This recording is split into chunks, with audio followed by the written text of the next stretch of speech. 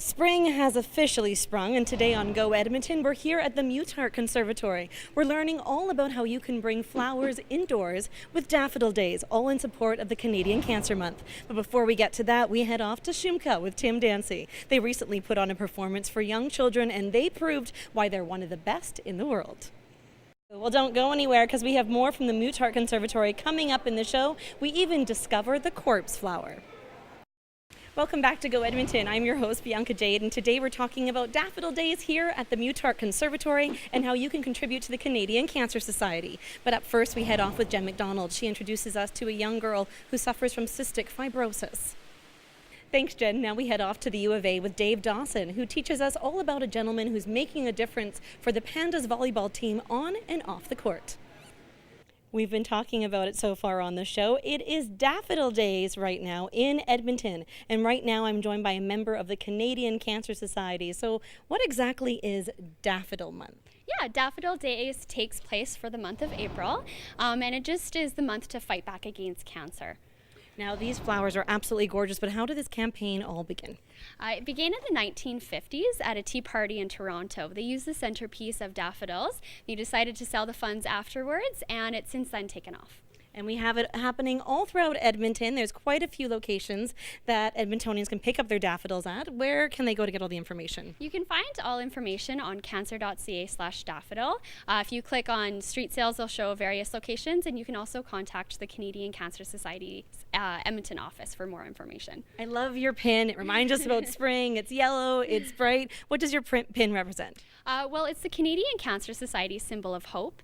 And considering 2 in 5 Canadians are diagnosed with cancer in their lifetime, I feel that everyone has their own story, and it just represents that people aren't alone in their journey, and it's a way to unite and fight back against cancer. Well, it's a beautiful campaign. They have a lot of volunteers out here that are looking to sell you some daffodils, so be sure to check out their website to learn more. There's more from the Muttart coming up in the show.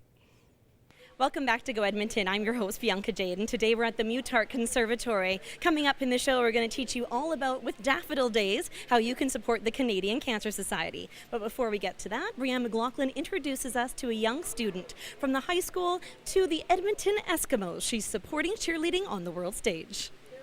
Thanks, Brianne. Behind me is the corpse flower, and we're going to be learning more about that coming up in the show. But first, we head off to Beaumont, where a young family's asking for you to invest in the experience of French-Canadian prairie cuisine.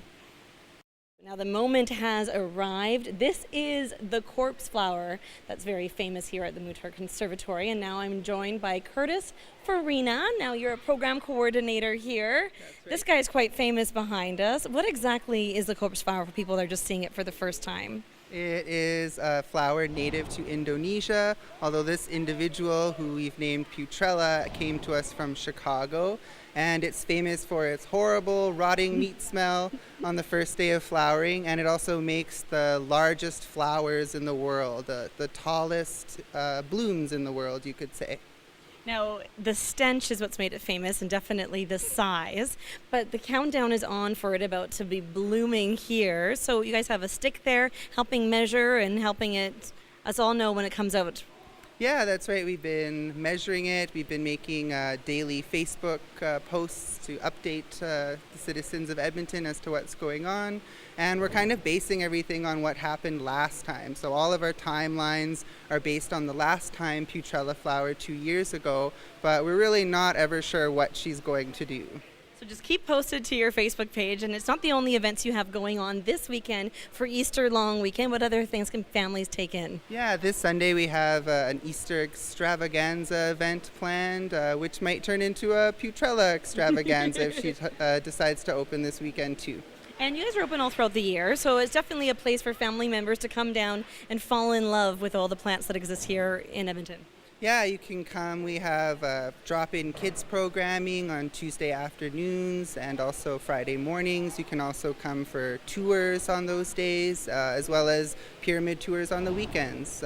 Fabulous. Well, be sure to check out their website, and you can catch all the events they have here. Here's the Go calendar with some more events to take in this long weekend.